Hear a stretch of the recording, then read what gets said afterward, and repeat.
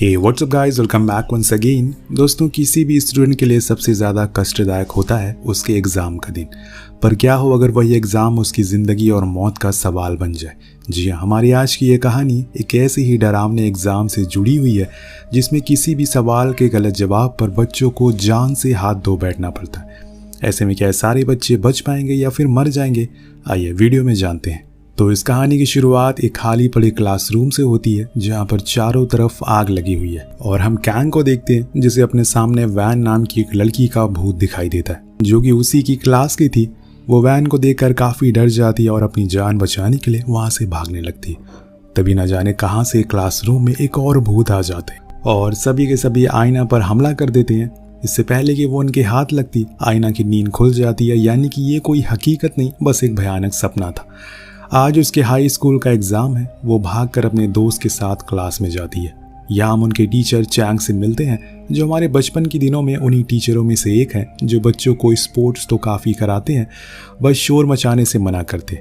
वहीं इनकी English teacher चोई चैंग से काफ़ी अलग थी और बहुत ही स्ट्रिक्ट थी। साथ ही साथ स्कूल में ली नाम की एक आलसी पीटी टीचर भी हुआ करते हैं। अब बच्चों का एग्ज़ाम शुरू होता है। सभी बच्चे अपना अपना पेपर देने में मगन थे। तभी बियॉन्ड नाम की एक लड़की को क्लास में अजीबोगरीब आवाज़ सुनाई देती है। न जाने ये आवाज़ कहाँ से आ रही थी जो कि उसे काफ़ी डिस्टर्ब कर रही थी। और तभी अचानक से उसके पेपर में एक डरावना चेहरा सामने आता है जिसे देखकर उसकी सीटी पिट्टी गोल हो जाती है और ज़ोर ज़ोर से वो चिल्लाने लगता है। इधर चैंग भागकर उसके पास जाता है लेकिन उसके पेपर में ऐसा कुछ भी नहीं था। हालांकि बियॉन्ड के हाथ में कुछ निशान ज़रूर थे जो साफ साफ दर्शा रहे थे कि ज़रूर उसके साथ कुछ न कुछ हुआ है। तभी एग्ज़ाम ख़त्म हो जाता है परंतु घंटी की जगह आज स्कूल में अजीबोगरीब गाना बज रहा था जिसे सुनकर खुद टीचर भी शर्मा जाते हैं। असल में यह सारी करतूत कैंग नाम की एक लड़की ने की थी और जब वो अपनी इसी शरारत के लिए पकड़ा जाता है तो ली उसे काफ़ी डांटता है। वही कैंग आईना को काफ़ी पसंद करता था परंतु उसके अंदर इतनी हिम्मत नहीं थी कि वो उसे अपने प्यार का इजहार करता। वही आईना की दोस्त मियोंग उल्टा कैंग को लाइक करती थी जिसकी वजह से वो तीनों एक दूसरे को लेकर कंफ्यूज थे। सभी टीचर की एक मीटिंग लेते हैं और उन्हें बुलाते हैं कि हर साल की तरह इस साल भी टॉप 20 बच्चे सबसे ज़्यादा नंबर लाएंगे उन्हें गर्मी की छुट्टियों में स्पेशल क्लास दी जाएगी जिनमें उन्हें बाकी के कॉलेज एग्जाम के लिए तैयार किया जाएगा ताकि वो सभी आगे चलकर स्कूल का नाम रोशन कर सके। स्क्रीन पर उन सभी बच्चों का नाम दिखाया जाता और सबसे ऊपर नाम था मिंग यॉन का। इसी बीच बियॉन्ड को दोबारा से वही भूतिया लड़की आईना के पीछे दिखाई देती है जिसकी वजह से उस पर अटैक कर देता है। सबको लगता है कि वाकई बियॉन्ड की तबीयत खराब है, इसीलिए स्कूल प्रशासन उसे नज़दीकी अस्पताल में एडमिट करा देता है। वही रात में आईना और मियोंग हॉस्टल के वार्डन से बचा कर कैंग के साथ पार्टी। वार्डन की नींद खुल जाती है और जब वो हॉस्टल की तलाशी लेता है तो उसे बियॉन्ग दिखाई देता है जिसके हाथों में खून लगा था। जैसे ही गार्ड को वो देखता है वहां से रफू चक्कर हो जाता है। अब अगले दिन सभी बच्चों की क्लास शुरू हो जाती है। सभी बच्चे क्लास में थे लेकिन बस रैंक 1 लाने वाली मियोंग वहां नहीं थी। टीचर चैंग इस बात पर ज्यादा ध्यान नहीं देते और सभी बच्चों के मोबाइल एक बैग में रखकर डोंग को उन्हें दूसरे कमरे में रखने को कहते हैं। जब डोंग मोबाइल के बैग को दूसरे रूम में रखने के लिए जाता है तभी उसे बाथरूम में किसी की आवाज आती है और कोई उसे उसके नाम लेकर बुला रहा था। और जब वो वह देखने के लिए बाथरूम की तरफ बढ़ता है तो अचानक से एक शक्ति उसका पैर पकड़कर बाथरूम की ओर खींच लेती है।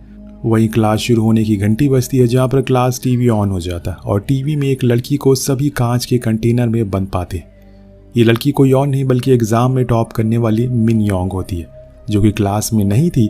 अब कांच के कंटेनर में बैठी मिनहान काफ़ी डरी हुई थी और ज़ोर ज़ोर से वो चिल्ला रही थी। उस कंटेनर में एक इक्वेशन भी लिखी हुई थी जिसे देखकर ऐसा लग रहा था कि मानो इस सवाल के जवाब के बाद उसे छोड़ दिया जाएगा।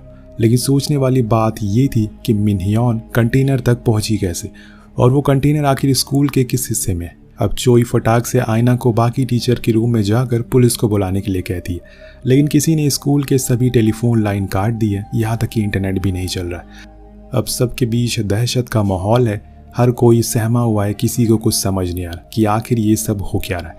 अचानक स्कूल में एक अनाउंसमेंट होती है और उन्हें बताया जाता है वो सभी अब डेथ गेम का हिस्सा है जहाँ उन्हें सवाल पूछे जाएंगे जिसका जवाब उन्हें समय रहते देना पड़ेगा और अगर गलती से उन्होंने गलत जवाब दिया तो इनमें से एक स्टूडेंट की मौत हो जाएगी। और हाँ, खेल का एक नियम है, जो कोई स्कूल से भागने की कोशिश करेगा उसे मौत के घाट उतार दिया जाएगा। इसके बाद पानी भरने का सिलसिला शुरू हो जाता है। मिनहाई धीरे धीरे उसमें डूब रही थी सभी का पहला क्वेश्चन गिलास पर बना इक्वेशन था, जिसे अगर समय रहते सॉल्व नहीं किया गया तो मिन हाई डूब कर मारी जाएगी। ये सब देखकर हर कोई हैरान। तभी पीटी टीचर ली स्कूल के स्विच बंद कर देते हैं, जिसमें पावर कट हो जाता है, लेकिन न जाने कैसे टीवी दोबारा से ऑन हो जाती है। ली को लगता है कि ये जरूर कैंग की कोई शरारत है और उसे जाकर बहुत ही बेरहमी से गुस्से में पीटने लगते हैं।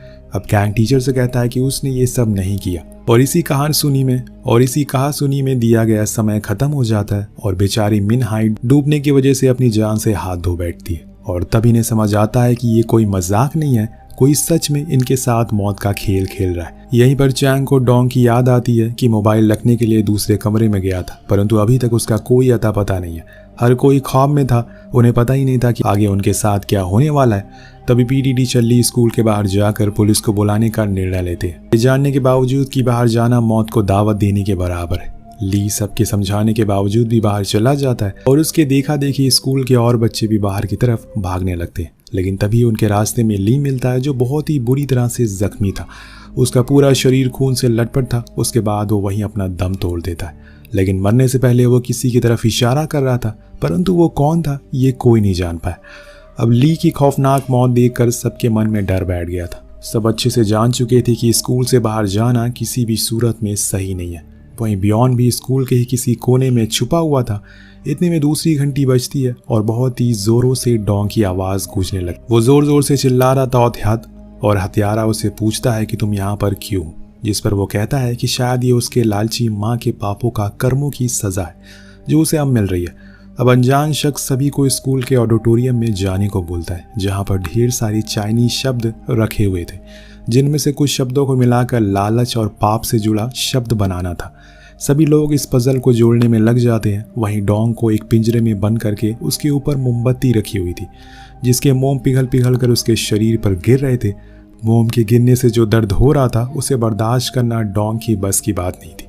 इसी बीच टीचर चैंग और आईना को इस पहेली का जवाब मिल जाता है, जिसका मतलब था be satisfied and stop, they know danger await. परंतु बदकिस्मती से इन शब्दों को ढूंढने में उनका ज़्यादा समय खर्च हो जाता है, जिसके बाद डोंग की बॉडी पिंजरे से सीधा नीचे आकर गिरती है और इतने में लोगों को मालूम पड़ता है कि क्लास का एक और बच्चा जागो भी गायब है, यानी कि अब उसका नंबर आने वाला है। वहीं आईना को हत्यारे का खून करने का तरीका समझ में आ रहा था। दरअसल हत्यारा एग्जाम में आई रैंकिंग के हिसाब से बच्चों को अपना शिकार बना रहा था। जैसे कि मिन हाई की रैंक 1 थी, डोंग की 2nd और जागो की 3rd, और 4थे नंबर पर आईना की बेस्ट फ्रेंड मियोंग है। साथ ही साथ 5वें नंबर पर खुद आईना है। अब सभी बच्चों को लगने लगा था कि वो जल्द ही मारे जाएंगे, इसीलिए सब एक कमरे में जा छुपने का प्लान बनाते हैं और डर के मारे मियोंग भी उनके साथ एक गर्ल्स रूम में छुप जाती है। उधर टीचर को जब इस बारे में पता चलता है तो वो 2 ग्रुप में बंट जाते हैं, लापता बच्चों को खोजने के लिए और इस डेथ गेम से बचने का कोई तरीका ढूंढने के लिए। आगे इंग्लिश टीचर चोई को अनजान आदमी स्कूल में दिखाई देता है और वो उस पर अटैक कर देती है, लेकिन यह बस उनका सिक्योरिटी गार्ड था जो कि फोन लाइन को चालू करने की कोशिश कर रहा था। वही इन सब के बीच बियॉन पागलों की तरह पूरे स्कूल में घूम रहा था। रात हो जाती है और हम देखते हैं कि टीचर चैंग वाले ग्रुप को तीसरी घंटी सुनाई देती है, जहां उनके सामने कुछ लेटर्स और नंबर सामने आते हैं और यही सामने पड़े कंप्यूटर सिस्टम का कोड को ढूंढना है, वरना जागो मारा जाएगा। हालांकि बड़ी मशक्कत के बाद वो लोग कोड को खोजने में कामयाब हो जाते हैं, जो था वार्म स्प्रिंग डे। मगर इस बार भी उनसे देर हो जाती है और जब वो कंप्यूटर खोलते हैं तो उन्हें जागो की लाश के साथ एक भूतिया औरत भी दिखाई देती है, जो देखने में बिल्कुल जी वैन की तरह लग रही थी। अब सभी बच्चे उसे देखकर डर जाते हैं और अपनी अपनी जान बचाने के लिए भागते हैं, जिसकी वजह से दोनों ग्रुप एक दूसरे से मिल जाते हैं और कैंटीन में जाकर कुछ खाने लगते हैं। जहां सभी बच्चे पेट पूजा में मगन थे, वहीं आयना को ध्यान आता है कि इन सभी के तार किसी न किसी कहानी से जुड़े हुए हैं। इसी दौरान उसे अपनी एक सीनियर क्लासमेट जी वैन का ख्याल आता है, जिसकी मृत्यु 2 साल पहले हुई थी। वो बेहद गरीब परिवार से ताल्लुक़ रखती थी, लेकिन पढ़ाई में बहुत ही अच्छी थी।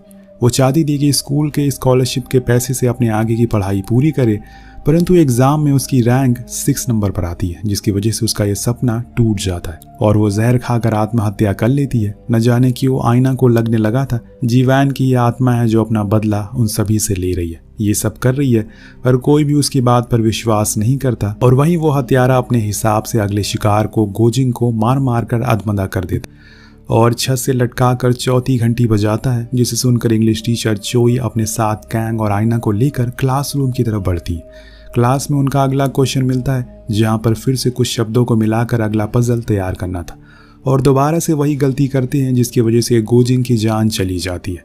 इस सवाल का जवाब था कि मैं जानती हूँ कि मुझे किसने मारा है और सबको इसकी सज़ा मिलकर रहेगी। जिसके बाद उन लोगों को भी यकीन होने लगा था कि ये सब ज़रूर जीवान की आत्मा ही कर रही है। यह आप सभी को मालूम पड़ता है कि मियोंग भी अगवा हो चुकी है और उसे ढूंढते ढूंढते वो सभी कंट्रोल रूम की तरफ बढ़ते हैं जहाँ उन लोगों को केबल दिखाई देती है जिसका पीछा करते करते वो स्कूल में मौजूद एक सुरंग की तरफ बढ़ते हैं जहाँ उन्हें मियोंग मिलता है। वो आईना को देखकर पागल हो जाता है और उस पर वार करने लगता है, परंतु तभी कैंग सामने आ जाता है और उसकी मौत हो जाती है। ये सब देखकर टीचर चैंग को काफ़ी गुस्सा आता है और ये एक पत्थर से बियोम के सर पर अटैक करके उसकी जान ले लेते हैं। बियोम के मरने के बाद सभी को लगता है कि बियोम ही असली कातिल है और अब वो आज़ाद है। लेकिन तभी स्कूल की 5वीं घंटी बजती है जिसकी आवाज़ सुनने के बाद सबके कान खड़े हो जाते हैं और केबल का पीछा करते करते वो लोग एक लोहे के दरवाजे के पास पहुंचते हैं जहां पर एक सवाल लिखा हुआ था। ये वही जगह थी जहां पर सभी बच्चों को अभी तक मारा गया था और यहीं पर मियोंग भी अपनी जिंदगी की आखिरी सांसें गिन रही थी। इस कमरे के अंदर पेट्रोल फैला हुआ था जिसके तहत अगर उन्होंने जल्दी सवाल का जवाब नहीं दिया तो मियोंग भी उनसे दूर चली जाएगी। अब इंग्लिश टीचर चोई बड़ी ही चतुराई से इस क्वेश्चन का जवाब ढूंढ निकालती है जो कि कुछ और नहीं बल्कि जी वैन का रोल नंबर था।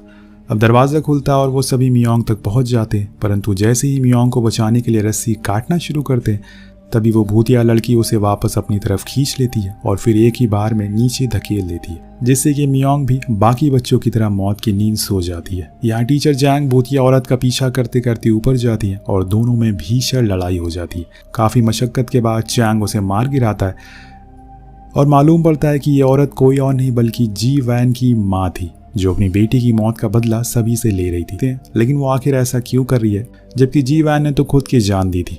अब सीन शिफ्ट होता और हम देखते हैं कि स्कूल में सभी मारे गए बच्चों की याद में एक शोक समारोह रखा जाता है जहां हर कोई उनकी मौत का मातम बना रहा था। सब तरफ लोग रो रहे थे, बच्चों के घर वाले काफ़ी अफसोस में थे। इसी दौरान आयना स्कूल की छत पर आकर कुछ सोच रही थी। उसके हाथ जीवैन की डायरी लगती है जिसमें उसके परिवार की फ़ोटो थी। आयना यह तस्वीर देख रही थी कि कोई पीछे से बेहोश करके उसे अगवा कर लेता और फिर न जाने कैसे सभी के सामने एक और घंटी बजती। वही मौत की घंटी जिसे सुनकर उन लोगों की नींद हराम हो चुकी है। एक माइक में अनाउंसमेंट की जाती है कि ये कोई और नहीं बल्कि जी वैन के फादर होते जो अपनी बेटी की मौत का बदला लेने के लिए पूरे स्कूल में एलपीजी गैस फैला दिए थे।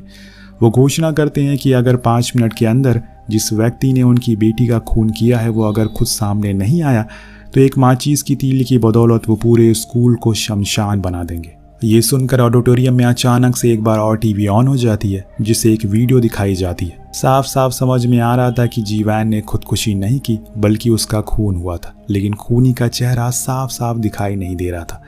यहाँ पर हमें मालूम पड़ता है कि जीवैन के साथ कितनी नाइंसाफ़ी हुई थी। दरअसल स्कूल के एक टीचर ने कुछ अमीर बच्चों के परिवार वालों से पैसे लेकर उन्हें एग्ज़ाम में टॉप कराया था और इसी वजह से उन बच्चों ने स्कॉलरशिप हासिल कर ली, लेकिन मेहनत करने के बावजूद भी जीवैन वहीं की वहीं रह गई। और गज़ब की बात तो ये है कि घूसखोर टीचर कोई और नहीं बल्कि चैंग था। जबकि जीवैन को यह मालूम पड़ा तो वो रोते हुए चैंग के पास पहुंची और उसे पास करने की गुजारिश करने लगी, लेकिन वो बिल्कुल भी नहीं माना। जिसके बाद उसकी टीचर चैंग के खिलाफ शिकायत करने की बात कही, जिस पर चैंग ने अपनी नौकरी बचाने के लिए जीवैन का गला घोट कर उसे मार दिया। हालांकि बियोम भी ये सब देख रहा था, परंतु उसने जीवैन को चाहकर भी मदद नहीं करी और हमेशा के लिए चुप रहा। अब आप समझ रहे होंगे कि उन बच्चों की जान क्यों गई। जान बचाने के चक्कर में जीवैन को फ़ोन ज़मीन में गिर गया और उसमें कैमरा ऑन हो गया जिसमें साफ साफ ये रिकॉर्डिंग हो रहा था कि आखिर उसे किसने मारा, परंतु उस शख्स की शक्ल सामने नहीं आ रही थी। वहीं जिन जिन बच्चों की मौत हुई थी उन सब के परिवार वालों ने चैंग को रिश्वत दी थी और ये सब देखकर चैंग के होश उड़ चुके थे। इससे पहले कि उसे लोग पकड़कर मारते, वो कुल्हाड़ी उठाकर अपने आप को ही बचाने की कोशिश करता। उल्टा वो तो सभी के पेरेंट्स पर दोष दे रहा था कि उन लोगों ने पैसे के आगे अपने बच्चों का भविष्य खराब कर दिया और वो चाहते थे कि उनके बच्चे बिना पढ़े लिखे अच्छे नंबर ले आए। इसमें उसकी क्या गलती है। लेकिन तभी अचानक से स्कूल का सिक्योरिटी गार्ड टीचर चैंग के पेट में चाकू घुसा देता है और ये सिक्योरिटी गार्ड जीवैन के पिता थे। वही मौका पाते ही चोई जाकर आयना के कातिल को चंगुल से छुड़ा लेती है। अगले दृश्य में पता चलता है कि जीवैन की मौत के बाद उसके माता पिता का बहुत बुरा हाल था। वो वैसे ही गरीब थे, उन्होंने अपनी ज़िंदगी के पाई पाई जोड़कर बेटी को पढ़ा रहे थे, परंतु उसके मरने के बाद कर्जदार उनके सर पर आकर बैठने लगे, जिसकी वजह से उसके पिता ने अपनी बेटी की मौत का बदला लेने का फैसला किया और स्कूल का सिक्योरिटी गार्ड बनकर उन सभी बच्चों को मार दिया जिन्होंने पैसे देकर स्कॉलरशिप हासिल की थी, जो कि उसकी बेटी की थी। उसने उन्हें इसलिए मारा ताकि उनके परिवार वालों को मालूम पड़े कि अपनी औलाद खोने का डर क्या होता है। जिसके साथ ही हमारी ये कहानी भी यहीं ख़त्म हो जाती है। वेल, आपको ये वीडियो कैसी लगी नीचे कमेंट करके ज़रूर बताएगा। मिलते हैं अगली वीडियो में। Thank you so much watching. Peace out.